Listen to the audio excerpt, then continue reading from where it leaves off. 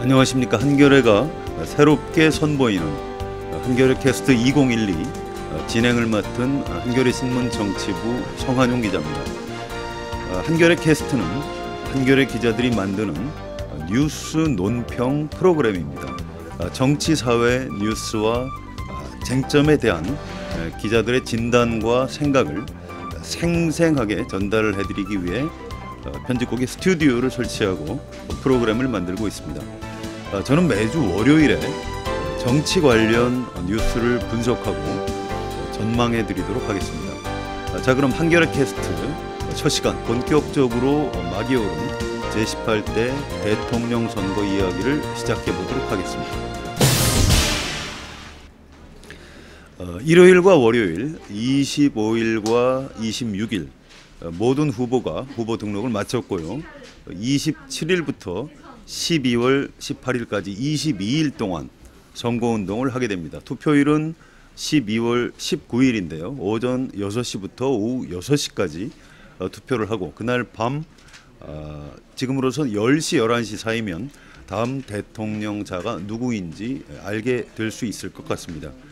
현재 판세를 보면 새누리당의 박근혜 후보 또는 민주통합당의 문재인 후보 둘 중에 한 사람이 다음 대통령이 된다, 이렇게 확실히 말씀드릴 수 있을 것 같습니다. 두 사람은 지난 일요일이죠. 오전과 오후에 각각 후보 등록을 했는데요. 오늘은 박근혜, 문재인 두 사람 중에 과연 누가 다음 대통령이 될 것인지 집중적으로 분석해 보도록 하겠습니다. 예, 도움 말씀을 위해서 스튜디오에 한 분 기자를 모셨는데요. 한겨레 신문 정치부의 안창현 기자입니다. 안창현 기자는 한겨레 신문 정치부에서 여론조사를 담당하는 기자입니다. 안창현 기자, 먼저 자기 소개를 좀 해주실까요? 네, 안녕하세요. 저는 한겨레 신문 정치부의 청와대를 출입하고 있는 안창현이라고 합니다. 지금 대선 전국에서는 여론조사도 같이 담당하고 있습니다. 청와대 출입 기자가 어떻게 여론조사 담당 기자를 하시는 거죠? 청와대가 별일이 없으신가 보죠? 맞습니다. 별일이 없습니다. 지금 청와대는 정치적으로 섬이라 할 정도로 이렇게 정치적 관심을 받지 못하고 있고요. 할 수 있는 일도 사실상 크지 않고, 그에 따라서 자연스럽게 여야를 떠나 있는 저에게 이 역할이 주어진 것 같고요. 지금 몇 차례 진행했습니다. 예, 요즘 이명박 대통령은 어떻게 지내시나요? 뉴스에 별로 등장하지 않고 있는 것 같은데요. 최근 4박 5일 동안 그 캄보디아하고 아부다비를 다녀왔는데 역시 국내 언론에는 소개가 안 될 정도로 뭐 이렇게 관심을 많이 끌지 못하고 계시는 게 현실입니다. 이명박 대통령이 좀 뒤로 숨어 있는 게 혹시 새누리당의 어떤 대선 전략하고 관련이 있는 건 아닙니까? 그렇다고 볼 수도 있겠죠. 하지만 그런 측면도 있고, 또한 할 수 있는 것들이 이 대선 국면에서 별로 없고 나설수록 표가 깎인다는 것 때문에, 또 새누리당 쪽에서 그런 것들에 대한 거부 반응이 곧바로 나타나니까 어쩔 수 없이 한 걸음 두 걸음 뒤로 물러서 있는 상황인 걸로 보입니다. 네, 알겠습니다. 자, 이제 선거 얘기를 해볼까요? 첫 번째 질문. 예. 자, 이번 대통령 선거에서 누가 되는 겁니까? 지금 현재 시점으로는 박근혜 새누리당 후보가 되는 것이 된다고 말하는 게 맞는 것 같습니다. 박근혜 후보 같은 경우는 지지층의 결집도가 아주 높습니다. 여론조사를 해보면 그것이 확연히 드러나는데요. 특정 지역이나 특정 연령대, 예컨대 60대 이상, 50대 이상에서 보면 그 절대적 지지율이 변함없이 높고, 다음에 대구 경북 같은 곳은 8대2 정도로 뭐 호남과 비견 정도의 강한 결집력들을 보이고 있어서, 쉽게 말해서 박 후보가 아주 큰 실수를 하지 않는다면, 혹여 또 아주 큰 실수를 해도 그 사람들은 박근혜 후보를 찍을 것이 확실하고, 반면 문재인 후보 단일화가 됐지만 문재인 후보 지지층 같은 경우는 결집도가 아직 높지 않습니다. 특히나 전통적인 정치 무관심층인 20, 30대 중도파 이런 쪽들은 아직도 문재인 후보에 대한 확신을 가지지 못하는 것 같고요. 예, 사실은 역대 대선이 있을 때마다 난다 긴다 하는 선거 전문가들이 예측을 많이 하는데 사실은 틀리는 경우가 참 많은 편입니다. 또 심지어 미래를 좀 내다본다는 그 유명한 역술가들도 대통령 선거에서 누가 당선될 것인지 뭐 관상을 보기도 하고 뭐 천문질이라고 그러죠. 뭐 그런 걸 가지고 심지어 뭐 조상님들의 그 무덤이 어디에 묻혀 있는가 이걸 가지고 누가 대통령이 된다, 안 된다 이런 예언들도 하고 있는데요. 대부분은 틀리더군요. 그래서 앞으로 좀 차분하게 지켜볼 필요는 있을 것 같습니다. 지금 당장 유권자들의 어떤 표심을 읽을 수 있는 방법으로 여론조사가 있을 텐데요. 한겨레 신문에서도 일요일에 여론조사를 한 것으로 그렇게 알고 있습니다. 내용이 좀 어떻게 나왔는지 소개를 좀 해주시죠. 저희가 물은 것은 두 가지 방식으로 물었습니다. 가장 저희가 좀 주목해서 물은 질문은 내일이 대통령 선거일이라면 선생님 누구를 찍으시겠습니까? 누구에게 투표를 하시겠습니까? 하는 질문을 저희끼리 이제 다자 대결이라고 하는데요. 그 결과는 박근혜 후보가 44.9%, 문재인 후보가 36.9%를 보여서 8.0% 차이로 박근혜 후보가 앞서는 것으로 나왔습니다. 그 정도면 오차범위 바뀐가요? 오차범위 바뀝니다. 예, 그럼 박근혜 후보가 확실히 이기는 결과가 것으로 나왔죠. 결과가 나타났네요. 하나 주목할 점은 이제 모름 또는 무응답, 그래서 부동층이라고 말하는데 여기가 17.3% 상당히 높은 수치입니다. 이게 과거 그전 조사에서는 몇 퍼센트 정도 보통 나왔습니까? 10% 안팎으로 했으니 거의 2배 가까운 수치가 지금 부동층으로 돌아섰다. 이것이 그 이틀 전에 있었던 안철수 후보의 사퇴의 결과로 여파로 보입니다. 안철수 후보를 지지했던 사람들이 부동층으로 빠졌다. 뭐 예. 이렇게 봐도 관계 없겠습니까? 그렇습니다. 그런 부분들을 잠깐만 말씀드리면 후보 단일화 되기 전에 안철수 후보를 지지했던 계층만 따로 띄어서 그들이 어디로 갔는지를 이번 조사에서 분석을 해보면 박근혜 후보 쪽으로 26%, 문재인 후보 쪽으로 50%, 그리고 부동층으로 21%가 옮겨갔습니다. 간단하게 해서 안철수 후보 지지층의 반을 퉁쳐가지고 문재인 후보 쪽으로 갔고요. 그 반을 가지고 다시 반을 잘라서 박근혜 후보 또는 부동층으로 돌아선 상황입니다. 예. 한겨레 조사는 그렇게 나왔고요. 또 한겨레 신문 말고도 주말에 여러 언론사 또 여론조사 기관에서 여론조사를 한 걸로 알고 있는데요. 제가 알기로는 박근혜 후보가 이긴다 이런 조사가 좀 더 많이 나왔지만 또 일부 문재인 후보가 이기는 조사도 있었던 걸로 알고 있습니다. 예. 어떤 내용이 좀 저희가 소개를 해주시죠. 파악하기로는 9곳 정도가 24일, 25일 이틀 사이에서 긴급 여론조사를 실시를 했고요. 그 가운데 2곳에서만 문재인 후보가 이겼고 나머지 7곳에서는 박근혜 후보가 이겼습니다. 대표적인 곳은 SBS 여론조사에서는 박근혜 후보가 5.8%포인트 차이로 이겼고요. 반면 MBC 조사에서는 2.0%포인트 차이로 문재인 후보가 이기는 걸로 나왔습니다. 하여튼 전반적인 추세로 이렇게 종합을 한다면 한 3에서 4%포인트 차이로 박근혜 후보가 앞선다는 조사 결과가 큰 흐름을 형성하고 있었습니다. 한겨레 조사가 가장 그 간격이 크다고 봐야 되겠네요. 예, 가장 큽니다. 그럼 박근혜 후보 쪽에서는 한겨레 신문을 상당히 좋아하겠습니다. 전화는 안 오던데요. 그래요? 예, 그런데 야권 후보가 어쨌든 단일화가 되면 문재인 후보가 좀 앞설 것이다. 이런 예측이 많았는데요. 후보 단일화 효과가 별로 없었던 건가요? 왜 이렇게 문재인 후보의 지지율이 낮게 나타나고 보십니까? 낮게 나타났다고 이렇게 원인을 좀 분석을 해주시죠. 후보 단일화 과정의 문제가 첫 번째 있을 것 같습니다. 흔히 지금 다른 언론들 비교하자면 10년 전 노무현 다 후보와 정몽준 후보가 단일화를 할 때는 그 진행 과정이 워낙 역동적이었고 그 결과 발표가 그러니까 누구도 예측 못하는 싸움에서 노무현 당시 후보가 이기면서 여론의 주목들을 확 끌어당긴 면이 있었어요. 근데 이번 같은 경우에는 그 진행 과정에서 양쪽 진영이 문 후보와 안 후보 쪽이 약간 좀 작은 싸움을 벌였다고 할까요?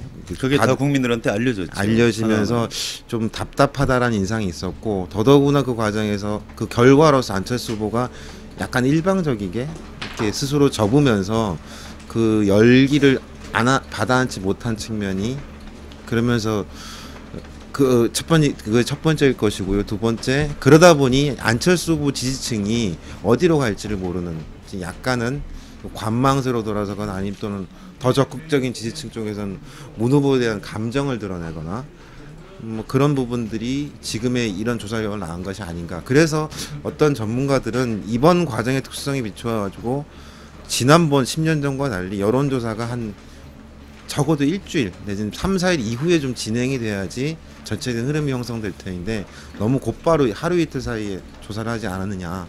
예, 안철수 후보 지지층의 분노가 가라앉기 전에 여론조사를 너무 빨리 했다 이런 얘기죠. 예, 판이 정리되기 예, 전에. 안철수 후보가 사퇴한 게 금요일 저녁 8시고요. 저도 마침 현장에 있었는데 좀 깜짝 놀랐습니다. 그냥 안철수 후보가 여론조사 방식에 의한 단일화는 좀 어렵다. 뭐 후보 단판으로 하겠다 이런 정도 얘기를 할지 알고 이제 기자실에 앉아 있었는데 백의 종군이란 단어가 튀어나오더라고요. 예. 예, 그런데 궁금한 건 이런 겁니다. 지금 박근혜 후보 지지율과 문재인 후보 지지율이 과연 12월 19일까지 그대로 갈 것이냐. 또 다음 주 화요일 저녁이면 법정 토론회, 첫 번째 법정 토론회를 12월 4일에 하게 되는데요. 예. 그즈음까지 지금부터 한 일주일 동안 어떤 지지율 변화가 있을 것이냐 없을 것이냐. 지지율 변화가 없다면 박근혜 후보가 무난히 대통령에 당선이 되는 거겠죠. 예. 일단 문재인 후보 지지율을 중심으로 좀 얘기를 해보도록 하겠습니다. 자, 문재인 후보 지지율에는 앞으로 어떤 변수가 남아 있을까요? 가장 큰 변수는 역시 안철수 문제일 것 같습니다. 안철수 후보가 자신의 지지층, 배타적 안철수 후보 지지층, 이를테면 여론조사에서 3자 대결을 많이 했습니다. 세 사람을 불러주고 좋아하는 사람 이렇게 하면 안철수 후보를 늘 꼽는 사람이 한 응답자 25% 정도였는데요. 이들 중에 절반이 이쪽으로 가고 절반이 어떻게 된다라고 하는 상황이라면 아직도 안철수 후보 주변에 있다고 할 수 있는 사람들이 과연 문 후보 쪽으로 올 수 있는지, 그건 문 후보가 하기 나름이라고 저는 보는데 그만큼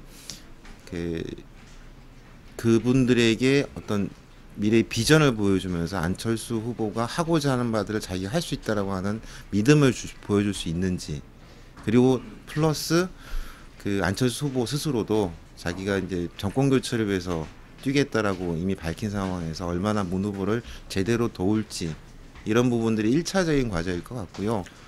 두 번째는 이제는 두 사람, 이제까지 세 사람이었다가 이제 두 사람으로 좁혀지면서 사람들이 다시 한번 생각하게 될 것 같습니다. 문이 좋을지 아니 박이 좋을지. 이렇게 되면 이제까지 사람들이 생각하지 않던 정권 교체의 문제나 경제 민주화, 지금은 예초에는 큰 쟁점이 됐다가 이제 거의 파묻어진 듯한 그런 새로운 쟁점들이 등장할 가능성, 그런 부분들을 얼마나 문 후보가 잘 끌어가는지 국면을, 그런 두 가지 정도가 앞으로 문 후보 쪽인 과제로 남아있지 않을까 싶습니다. 일단 안철수 후보 변수가 가장 큰 것 같은데요. 단기적으로는. 안청희 기자 정치부 기자 몇 년 정도 하셨죠? 좀 많이 못했습니다. 한 3년? 4년 했습니다. 예, 기자 생활 전체로 하면 한 20년 가까이 안 되나요? 네, 그렇습니다. 예, 상당히 고참 기자시니까 촉이 발달했다고 치고요. 자, 안철수 후보가 과연 어떤 선택을 할지. 자, 언론에는 두 가지 예측이 있습니다. 좀 뜨뜻미지근하게 문재인 후보를 지지하는 흉내만 낼 것이다. 아직도 마음이 많이 상해 있기 때문에 그렇다. 이런 분석이 있고요. 그렇지 않다. 본인이 문재인 후보를 단일 후보로 인정을 했기 때문에 상당히 적극적으로 도울 것이다. 이런 두 가지 관측이 있습니다. 어느 쪽에 좀 더 안철수 후보가 가까운 선택을 할 걸로 예측하십니까? 사람의 일인 것 같은데, 저는 이렇게 안철수 후보가 감정을 좀 추스렸다면 두 번째, 즉 문 후보를 적극적으로 돕는 행보들을 보이지 않을까라고 하는 생각 쪽에 예상을 합니다. 왜냐하면 안철수 후보는 이제 후보인가요? 교수라고 해야 되나요? 하여튼 안철수 전 후보인데 후보라고 하시죠. 네, 안철수 후보 같은 경우는 정치를 계속한다고 분명히 천명을 했고, 정치를 계속하기 위해서는 지금 본인이 이때까지 걸어왔던 쌓아왔던 행보와 성과들을 계속 발전시켜 나가야 되는데, 그게 가장 유력한 길이 문 후보를 도와서 정권 교체를 이루는 일이거든요. 그렇게 된다면 본인은 다음 정권에서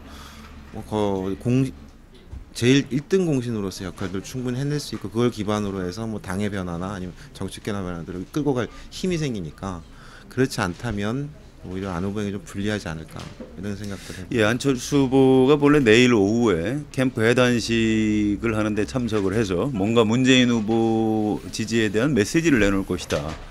이런 관측이 있었는데 조금 전에 여기 제가 회사 들어오기 직전에 해단식이 연기가 됐습니다. 그래서 좀 메시지가 내일 당장 나올 것 같지는 않은데요. 뭐 무슨 일이 있었는지 좀 사정을 설명을 좀 해주시죠. 오늘 뭐 인터넷 같은 곳에서 보셔서 아실지도 모르겠지만, 안철수 후보 지지자 한 분께서 그 진신 캠프가 있는 건너편 건물 옥상에서 약간 이렇게 뭐 자살 소동이라고 투신하겠다고 예, 막 자살 소동을 얘기를 벌여서 하셨죠. 예. 또 TV조선에서 그걸 생중계 1시간에다 생중계해가지고 그 또한 화제가 됐고 그런 부분들이 표현하는 것처럼 이 안철수 후보 지지층 핵심 지지층에서의 반발 이런 것들이 여전한 상황에서 약간 좀 시간을 두고 그들을 다독이면서 같이 가겠다라고 하는 뭐 어떤 다른 표현한다면 사고가 벌어질지도 모르는 그런 상황이라서 그 한숨 죽이는 그런 행보로 보이고요. 말씀하신 그 이제 메시지 해단식에서 나올 메시지 원래 내일로 예정되었지만 길게 연기되지는 않을 것 같고 그 언젠가 해단식을 하면서 안철수 후보가 어떤 메시지를 던지느냐도 여론에 많은 영향을 미칠 수 있을 거라고 봅니다. 예, 알겠습니다. 자, 박근혜 후보 지지율 얘기를 좀 해볼까요? 자, 박근혜 후보 지지율은 이상한 게 양자 대결이 되면 사실은 안철수 후보의 지지층이 좀 옮겨왔다면 좀 올라가야 될 것 같은데 지금 여론조사에서는 오히려 좀 떨어진 걸로 물론 문재인 후보하고의 격차는 좀 벌어졌습니다만 과거에 자기가 양자 대결에서 받았던 지지율보다 낮은 숫자가 나타나고 있거든요. 자, 이게 왜 그런 건지 또 앞으로 박근혜 후보 지지율이 변화가 있다면 어떤 쪽으로 있을 것 같은지 이런 것들을 좀 분석을 해주시죠. 정치부 기자들 사이에서 이제 45% 내지 50%의 천장 또는 벽이라고 표현하는데 박근혜 후보가 이제까지 여론조사를 모든 여론조사에서 50%를 넘은 적이 별로 없습니다. 50%를 넘은 적이 없죠. 과반을 못 넘는 것 그리고 왜냐 그 초기에 야권에 정말 지지 멸련한 상황에서 그렇지 못했었거든요. 그래서 이게 이제 근본적인 좀 한계가 아닌가라고 하는 분석을 내는데 그래서 박근혜 후보는 또 노력했어요. 뭐 국민 대통합 행보도 보였고 등등등 중도층으로 확장하려는 노력을 보였지만 과거 사과까지도 했지만 그 과정에서 좀 사고가 벌어지지 않았습니까? 그러면서 후퇴했고 지금은 집토끼를 지키기 위한 전략들을 꾸준히 해오고 있어서 이렇게 확장성에 대해서는 대부분 좀 긴가민가 확신을 못 하고 있습니다. 이제 지금 표를 잃지는 않겠지만 늘어나지도 못한 상황이 이어지지 않을까. 앞으로도 올라갈 가능성은 높지 않다. 별로 안 것이라고 예상이 됩니다. 물론 떨어지지도 않을 것 같고요. 알겠습니다. 자, 박근혜 후보하고 문재인 후보가 지난 일요일이죠. 후보 등록을 하고 각각 기자회견을 했는데요.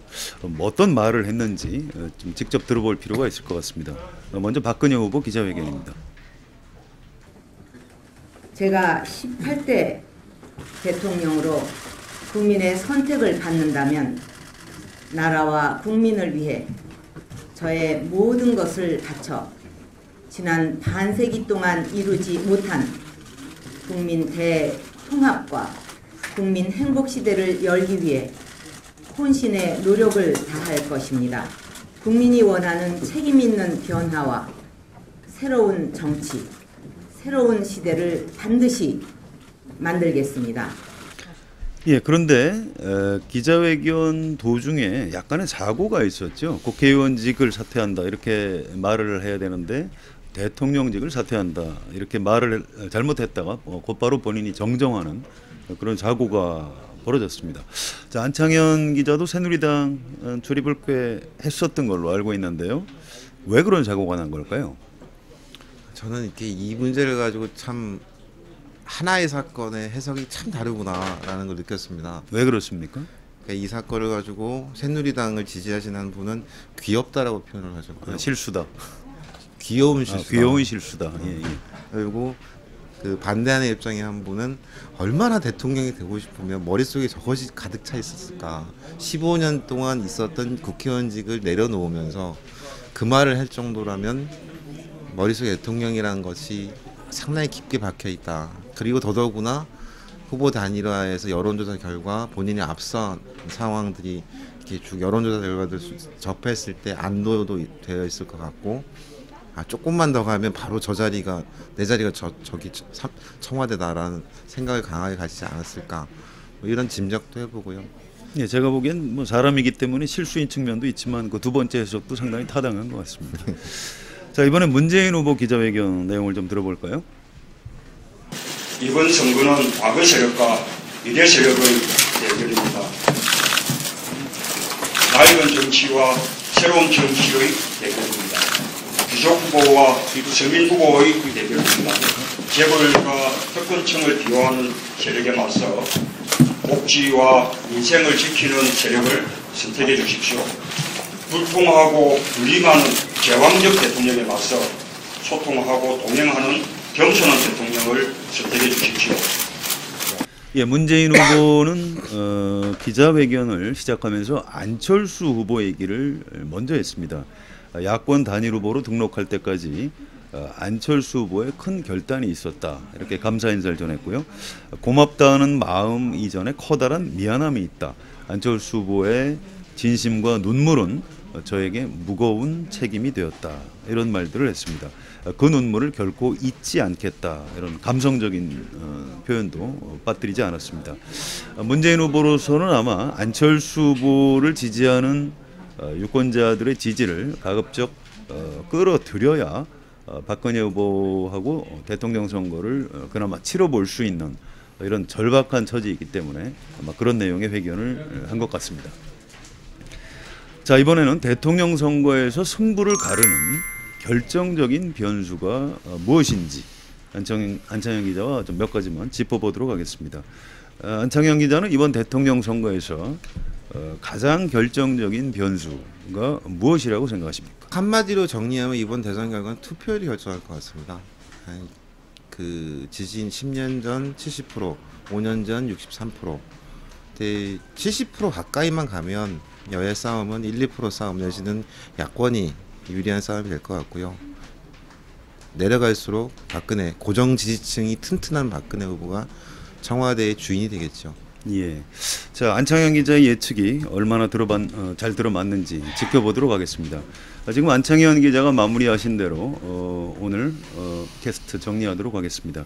이번 선거를 앞두고 젊은 층 유권자들은 야당을 지지하고 또 나이가 좀 많은 유권자들은 박근혜 후보를 지지하는 이른바 세대 투표 현상이 나타나고 있습니다. 잘 아시다시피 나이가 많은 어르신들께서는 새벽부터 애국하는 마음으로 투표를 하는 경우가 많지요. 따라서 투표율이 상당히 높습니다.